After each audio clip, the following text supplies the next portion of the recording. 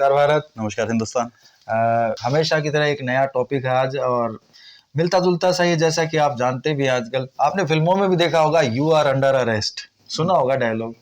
लेकिन आजकल अरेस्ट की डेफिनेशन बदल गई है थोड़ी सी, वो लोग डरे सहमे से रहते हैं। अरेस्ट की डेफिनेशन बदलने से उम्मीद का मतलब है कि अरेस्ट आजकल एक तरह का और होने लग गया, जो आपने अखबार में, न्यूज़पेपर में या आम लोगों से बातचीत करने के दौरान सुना होगा, जिसे कि अपन कहते हैं डिजिटल अरेस्ट, या फिर साथ ही साथ इसको कहते हैं अपन साइबर अरेस्ट। दोनों मिलते जुलते से वर्ड हैं। तो इनसे बात करते हैं थोड़ा सा इस टॉपिक पर कि क्या वाकई में ये सब कुछ है भी, या आभासी है, या कंप्यूटर की दुनिया का ही कोई शब्द है। दोस्तों, जैसे जैसे डिजिटलाइजेशन हो रहा है चीज़ों का, और एआई के बारे में आज अपन सब सुन रहे हैं, पढ़ रहे हैं, तो ये डिजिटलाइजेशन का ही एक पार्ट है। साइबर अरेस्ट बोलते हैं या डिजिटल अरेस्ट बोलते हैं, ये दोनों कॉमन से वर्ड्स हैं जो इंटरचेंज करके यूज़ किए जा सकते हैं। तो एक तो अरेस्ट है जब फिजिकली आपको कोई पकड़ के गिरफ्तार कर ले, पुलिस है या फिर कोई भी ऑथराइज पर्सन है। दूसरा है डिजिटल अरेस्ट, जिसके अंदर आपको भौतिक रूप से फिजिकली कोई पकड़ करके अरेस्ट नहीं कर रहा है, पर फिर भी आप खुद को अरेस्टेड महसूस कर रहे हैं। इसकी शुरुआत अभिषेक कहाँ से हुई होगी, सोचते हैं थोड़ा सा।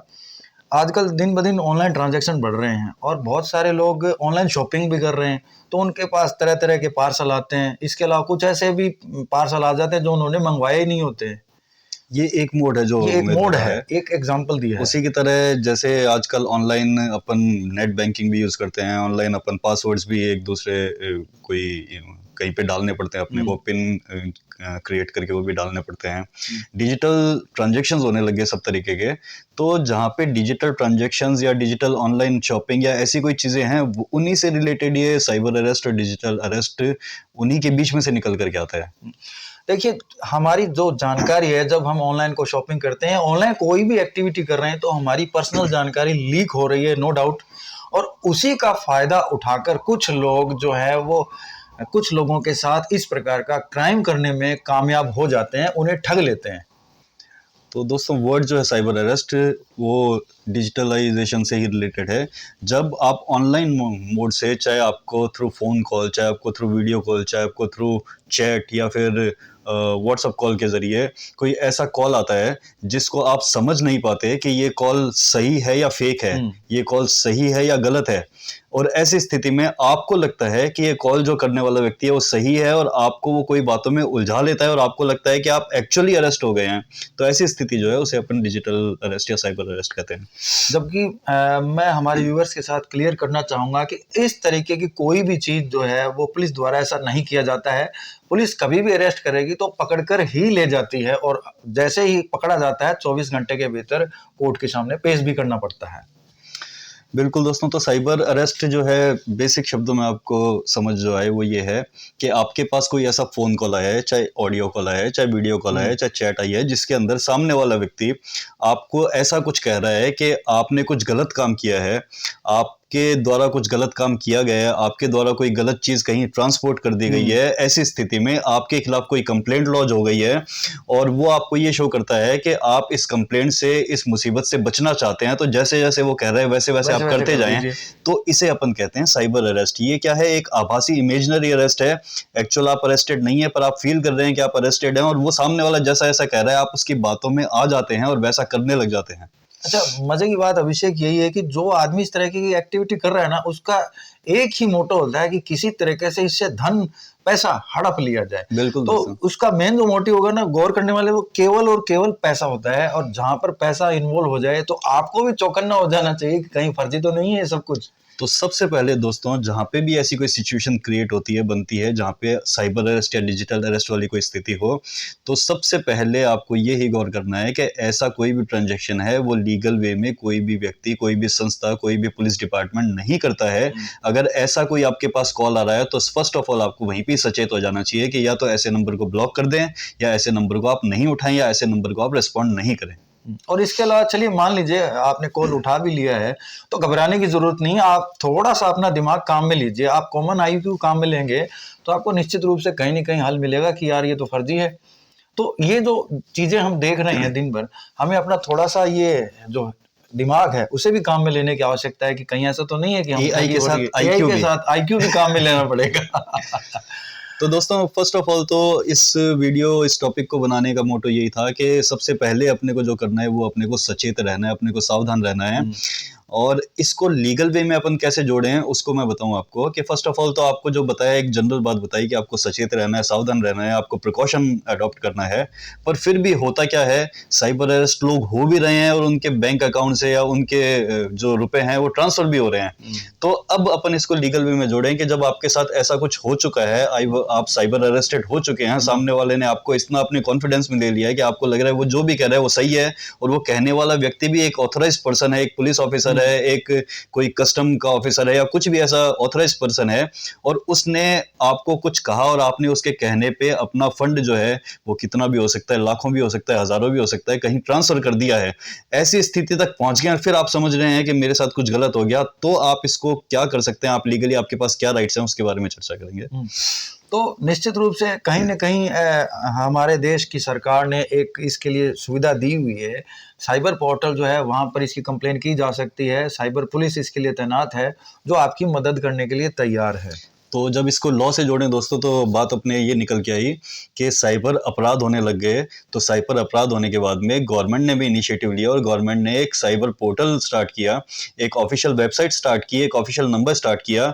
वो नंबर क्या है उमेद? वो नंबर है 1930 नंबर है, जिस पर कॉल करके आप अपने साथ हुई घटना का वृतांत दें, डिटेल बताएं और एग्जैक्ट टाइम और लोकेशन बताएं।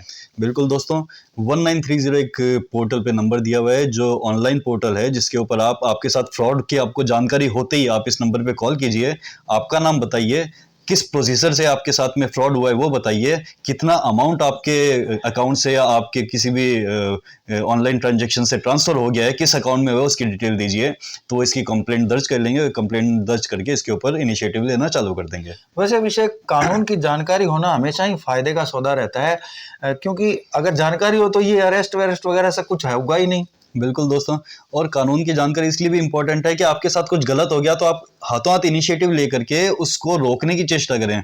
तो ये जो 1930 पोर्टल है ये इसलिए इंपॉर्टेंट है दोस्तों कि अगर आप फिजिकल वे में आपके साथ कोई आप गलत हो गया, साइबर अरेस्टेड आप हो गए, या आपके बैंक अकाउंट से कोई फंड आपने ट्रांसफर कर दिया और आप फिर कोर्ट में जाएं, कोर्ट में कंप्लेंट फाइल करें, या थाने में जाएं, थाने में जाकर कंप्लेंट फाइल करें, तो उसमें जो प्रोसीजर लगता है वो इतना होता है कि इन बिटवीन आपका पैसा जो है एक अकाउंट से लेकर के दूसरे, तीसरे, चौथे और कितने अकाउंट में चला जाएगा।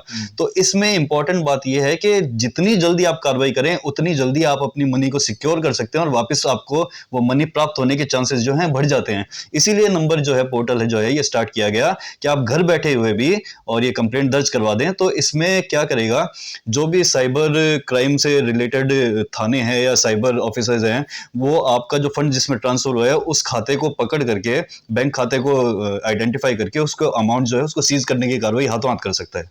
ऑनलाइन पोर्टल का नाम है NCCRP, national cyber crime reporting portal. इस पर जाकर आप अपनी रिटर्न में भी कोई एप्लीकेशन देना चाहते हैं तो वो भी दे सकते हैं। वेबसाइट जो है वो नीचे आपको कहीं लिखी हुई मिल जाएगी, आप पढ़ लीजिएगा, आराम से विजिट कर सकते हैं। नॉर्मल गूगलिंग से भी आपको आइडिया हो जाएगा। तो दोस्तों इंपॉर्टेंट बात ये, फर्स्ट ऑफ ऑल तो आपको सतर्क रहना है। अगर आप सतर्क रहते हुए भी आपको लगता है कि आपके साथ कुछ फ्रॉड हो गया, आपका फंड जो है वो ट्रांसफर हो गया, निकल गया, तो तुरंत प्रभाव से इसकी आप कंप्लेंट दर्ज करवाएं। और इसका लीगल महत्व इसलिए दोस्तों कि कंप्लेंट दर्ज करवाने पे जैसा मैंने कहा कि वो खाते जो हैं, बैंक अकाउंट्स जो हैं जिनमें अमाउंट आपका ट्रांसफर है उसको सीज कर देंगे अमाउंट को। तो उसके बाद में आप कोर्ट में जाकर के और कोर्ट में एप्लीकेशन मूव कर सकते हैं कोर्ट के सामने कि साहब ऐसे ऐसे ये मेरे साथ साइबर फ्रॉड हुआ और इतना अमाउंट जो है मेरे खाते से इस खाते में चला गया, जो इस खाते में अभी भी मौजूद है, पड़ा हुआ है, सीज किया हुआ है, ये मुझे वापस दिलवाया जाए। तो कोर्ट को उचित लगेगा और आपकी बात सही लगेगी तो कोर्ट ये ऑर्डर कर सकता है कि वो अमाउंट आपको रिफंड का ऑर्डर कर दे। बेसिक लॉ तो यही है कि गिरफ्तारी करनी है तो शरीर को ऐसे पकड़ के फिर गिरफ्तार किया जाए। ये इस तरीके की गिरफ्तारी में क्या फायदा होने वाला है? देख लीजिए, केवल और केवल आपके साथ ठगी का मामला है, सीधी बात पड़ी है। वैसे गिरफ्तारी पॉसिबल ही नहीं है और इसका कोई अर्थ भी नहीं निकलता है विषय। बिल्कुल दोस्तों, तो आज का जो टॉपिक था उसमें मेन मोटो यही था कि साइबर अरेस्ट को अपन थोड़ा समझें, सतर्क रहें, और अगर आपके साथ कुछ गलत हो गया है तो आपको क्या इनिशिएटिव लेना है, लीगली आप क्या कर सकते हैं वो आप कीजिए।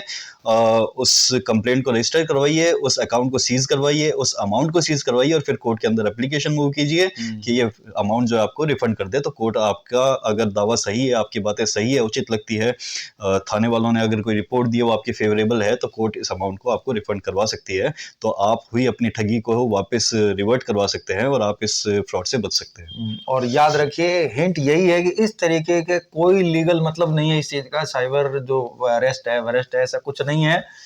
रियल अरेस्ट होगा, पुलिस करेगी। बिल्कुल दोस्तों, तो ऐसी बातों से हमेशा सावधान रहें और तुरंत कार्रवाई करें, ये सबसे इम्पोर्टेंट है। तो आज के अंक से हम दोनों विदा लेना चाहेंगे। नमस्कार। नमस्कार दोस्तों।